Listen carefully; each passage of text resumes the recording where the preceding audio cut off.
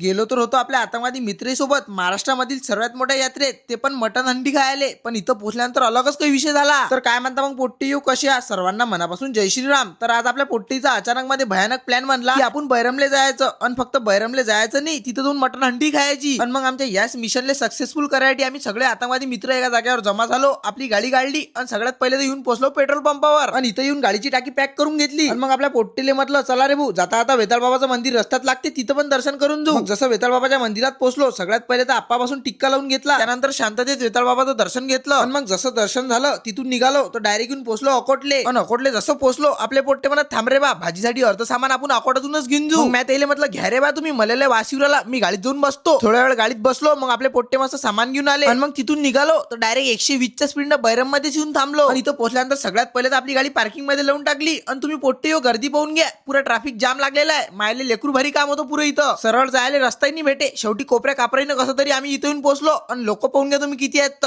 पुरे डेंजर काम. मग याच लोकांचा जास्त विचार न करता आम्ही सगळ्यात पहिले तर बैरम बाबाच्या मंदिरात आलो. वरून मस्तपैकी शांततेत दर्शन घेतलं. मग सगळे पोट्टे म्हणत लवकर चला, आता हंडी खायची आहे, लय भूक लागली. तेवढ्या तर इथं आपल्या प्रेमाच्या माणसं भेटले होते. मग काय ते सांगा गोष्टी करत करत आम्ही पोहोचलो या हंडीच्या दुकानाजवळ. आणि इथं येऊन सगळ्यात पहिले तर या दानं मस्तपैकी पहिले मटण धुवून घेतलं आणि मग डायरेक्ट हंडीत शिजवायला टाकून दिलं. मी काय म्हणतो, जिथपर्यंत ते मटण शिजू राहिलं ना, तुम्ही तुमच्या भावाला अजूनही फॉलो नशीन केलं तर पटापट फॉलो करून टाका. आणि आता काही हुशार लोक आपल्याला कमेंट मध्ये येऊन म्हणतील का रे बा जय श्रीराम म्हणतं आणि चिकन मटन खातं. तर जे लोक आपल्या व्हिडिओला पहिलेपासून पाहतात त्याला माहित आहे आपण चिकन मटन काहीच खात नसतो. आणि जेले माहित नशील ना ते एक वेळा ऐकून घ्या. तर मग आमची हंडी शिजली की नाही आणि आमच्या पोट्टीले मटन खायला भेटलं की नाही, हे तुम्हाला सगळेले मी नेक्स्ट पार्ट मध्ये दाखवतो. कारण की या व्हिडिओ मध्ये तुम्हाला ते दाखवणं अशक्य आहे.